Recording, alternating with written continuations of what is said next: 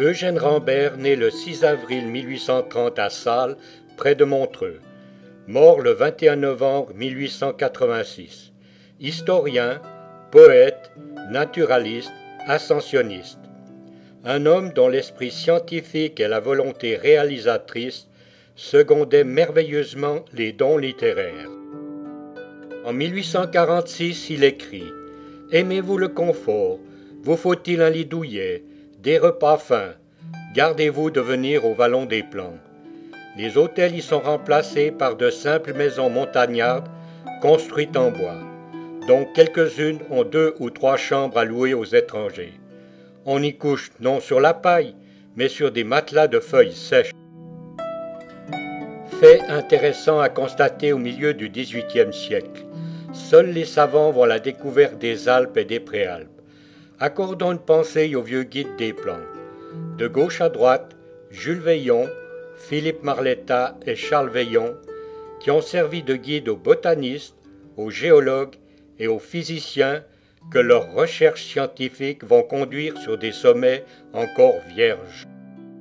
Eugène Rambert goûta plusieurs fois l'hospitalité de Philippe Marletta, avec lequel il courait la montagne en tous sens. Le Vallon des Plans est l'une des plus anciennes villégiatures du canton de Vaud, puisqu'on y venait déjà il y a plus de 150 ans. Auréolé de forêts magnifiques, dominé par le lion d'Argentine et le grand muvran, il a tout pour séduire et se faire aimer. Le lion d'Argentine, 2273 mètres, est ainsi nommé à cause de sa forme vue du village des Plans. Le grand muvran, le nom viendrait pour certains du celtique muva.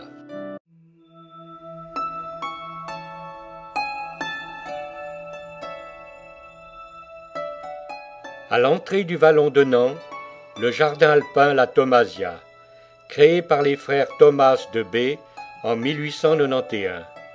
Il est composé de plus de 70 mamelons rocailleux artificiels, recensant plus de 300 espèces du monde entier. Les plantes poussent sans problème, grâce à 5 microclimats qui balayent la région.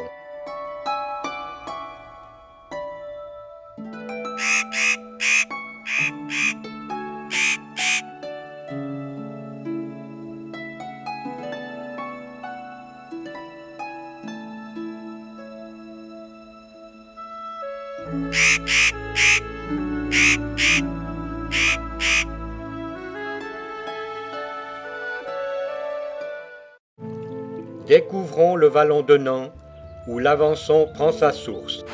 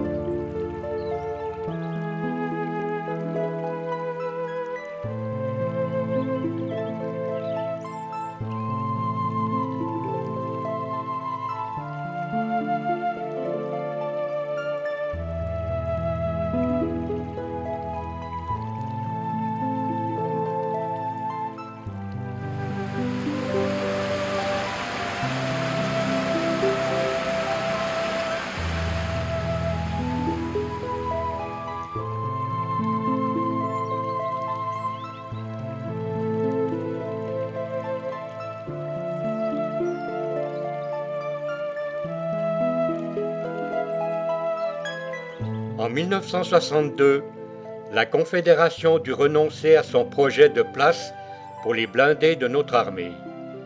Classé réserve naturelle en 1969. C'est l'un des plus beaux et des plus sauvages endroits des Alpes vaudoises, où la nature alpestre est restée intacte. Si Eugène Rambert revenait aujourd'hui, il ne s'y sentirait nullement dépaysé.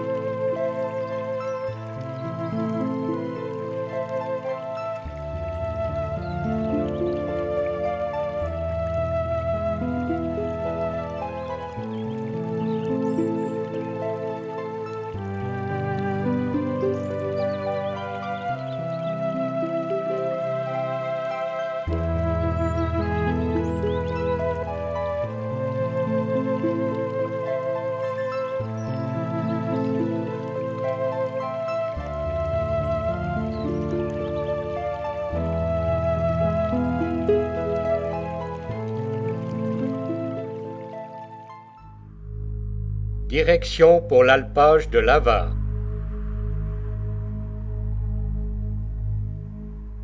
Cet endroit appelé la glacière, dont on voit les ruines, rappelant le temps où la glace prélevée au glacier de Plan-Névé était stockée à l'usage des chambres froides de la plaine du Rhône.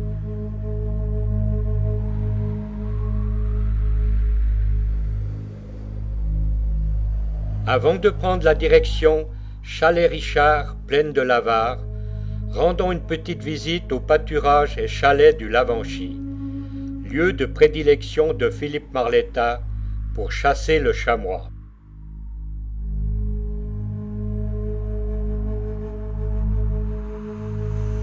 Eugène Rambert a souvent participé à ces journées de chasse.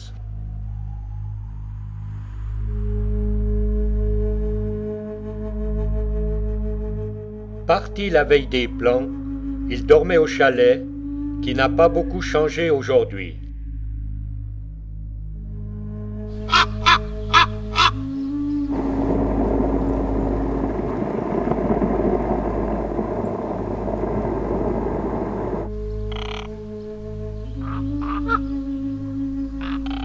C'est dans ces lieux qu'on a le plus de chances d'observer le grand corbeau, d'une longueur de 64 cm, d'une envergure de 1,25 m à 1,30 m, d'un poids moyen de 1,5 kg, il occupe l'Europe entière.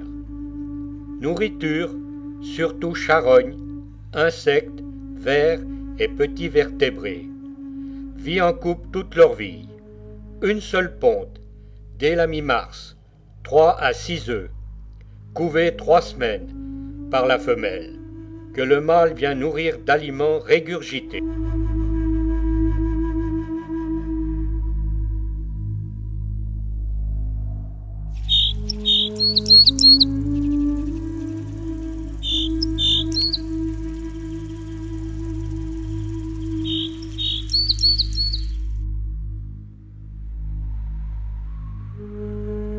Glacier de Plan-Névé.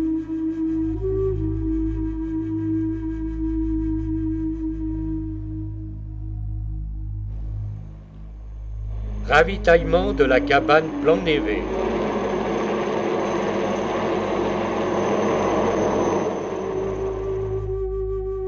Le chalet Richard est signalé déjà au XVIIIe siècle, sous la forme Larichant. Il se trouvait en effet déjà sur l'un des itinéraires habituels de B, l'Avare, Anzinda, d'Herborance, Sion. Richard serait le nom d'un ancien propriétaire de l'alpage. En effet, une famille de ce nom est citée à B avant 1371. Continuons en direction du pâturage de l'Avare.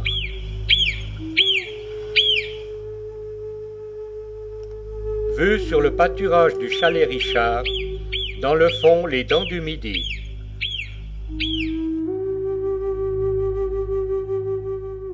Avec un peu de connaissance, de patience et d'une approche discrète, la vie sauvage se laisse observer.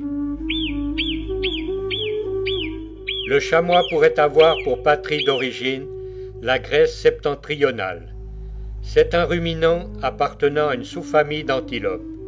Son anatomie laisserait penser qu'il n'est pas spécifiquement constitué pour la montagne, mais qu'il a pu être contraint de s'y adapter.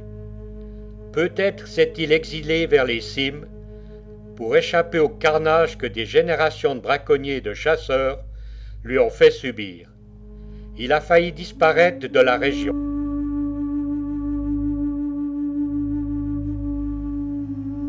Eugène Rambert écrit au sujet des chamois.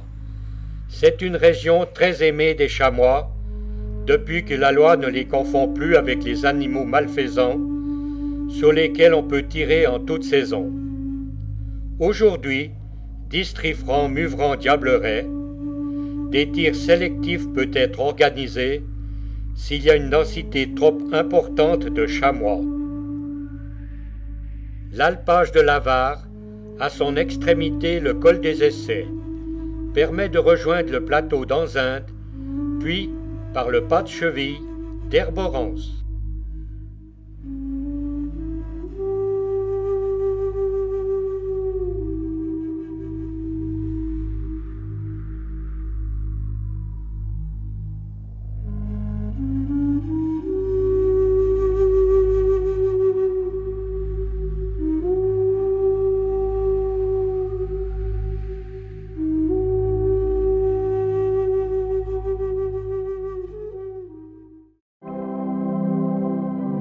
Seule-Allée mérite bien son nom, sous les parois.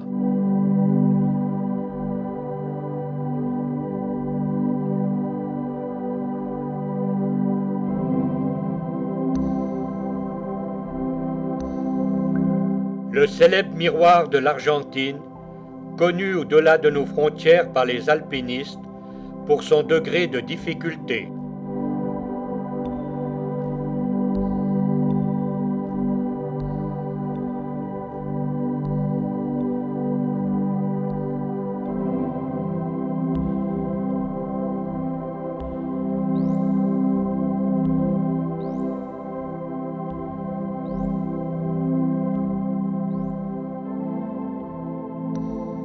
Ces 2 refuges permettent aux randonneurs et alpinistes de rester quelques jours à Anzin.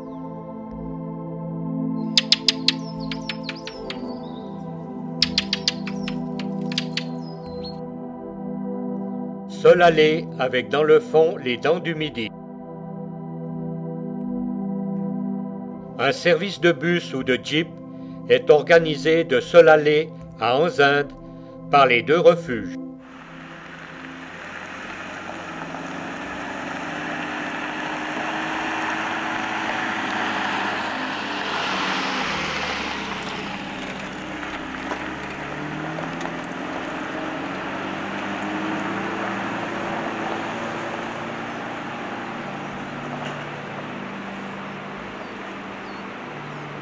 Anzinde, le plus grand des alpages vaudois, il était couvert de lambeaux forestiers au XVe siècle.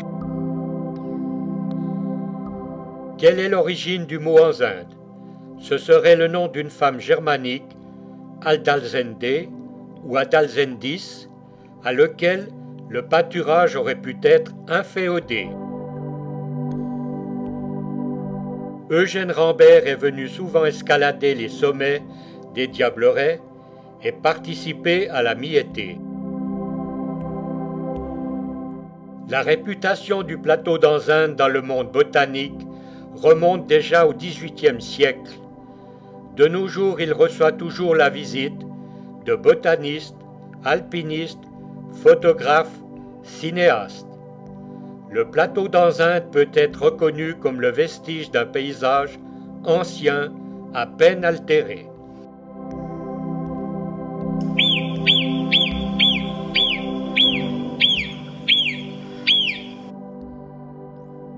Mais qui dans les Alpes vaudoises et bien au-delà n'a pas connu le guide Rodolphe Giacomini et Hélène Giacomini?